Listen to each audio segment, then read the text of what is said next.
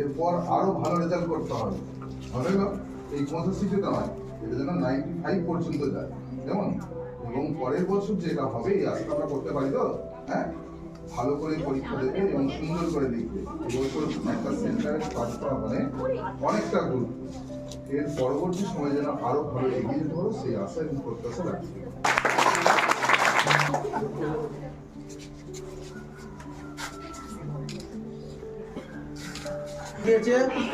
তো আমি এই স্কুলের প্রধান শিক্ষক মহাশয়কে বলছি মেডেলটাকে পড়িয়ে